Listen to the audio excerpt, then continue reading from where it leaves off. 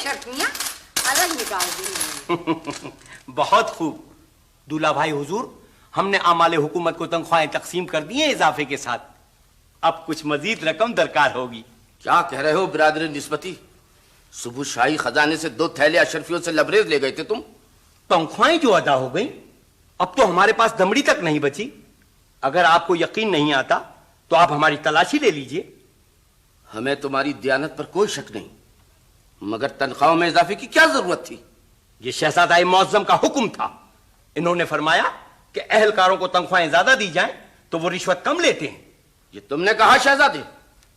और इसरार है कि उमूर ममलकत में हिस्सा लोगे। ये कभी ना भूलो कि सरकारी अहलकारों को तनख्वाहें हम देते हैं और रिश्वत रियायत देती है। आप फिक्र न कीजिए दूल्हा भाई हुजूर, अहलकारों पर जुर्माना करके तनख्वाहों में इजाफा बराबर कर दिया जाएगा।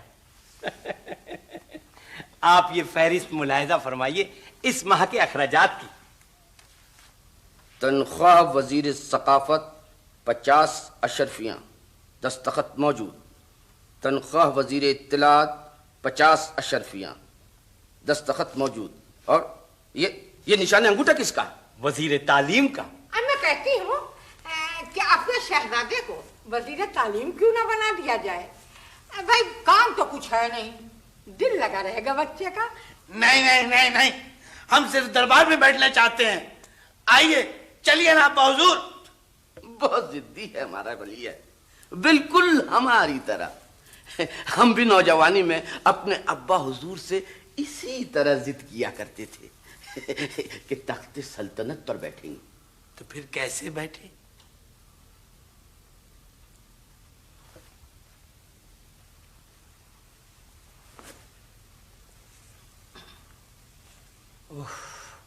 हमशीरा, आज हम बहुत थक गए। अरे कैसा हलकान हो गया है मेरा भाई। आओ 2 घड़ी आराम कर लो।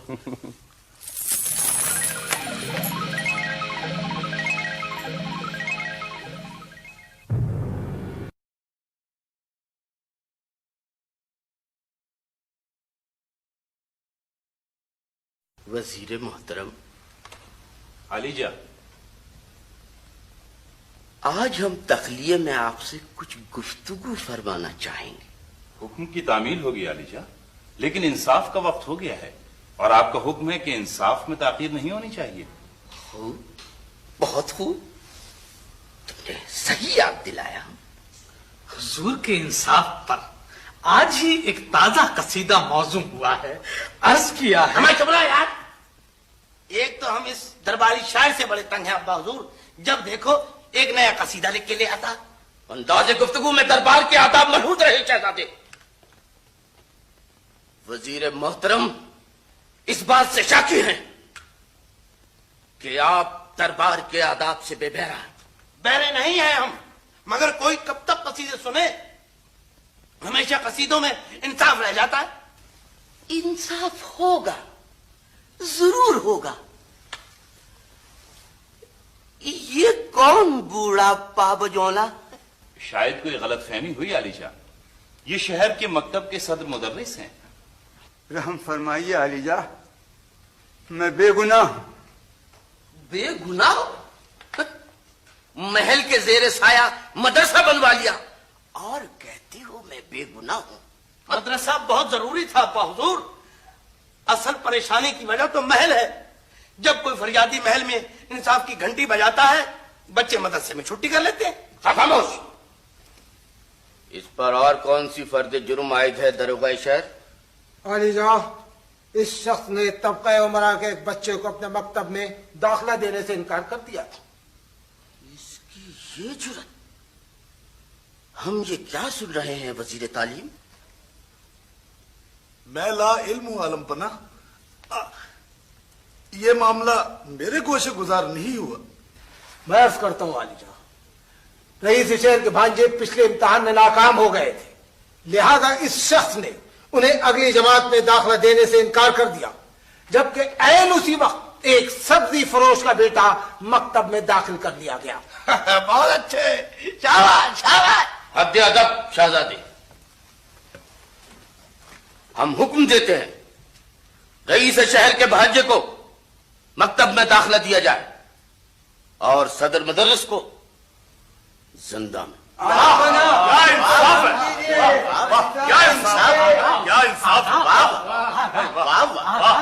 حضور کے انصاف پر جو قصیدہ موضوع ہوا تھا اس کا مطلع عرض کرتا ہوں. ابے چپ نہ ہوا تو جانے دے اپنا قصیدہ یا ہو گیا انصاف کا ملیدہ. حد ادب، آداب دربار ملحوظ رکھے جائیں. اور علی جان، یہ شخص ایک مشکوک سیاح ہے. مشکوک سیاح؟ یہ کون ہے وزیر سیاحت؟ یہ مملکت کے حدود میں پروانہ راہداری کے بغیر داخل ہوا تھا عالم پناہ. مجھے ناحق پابند کیا گیا ہے علی جا.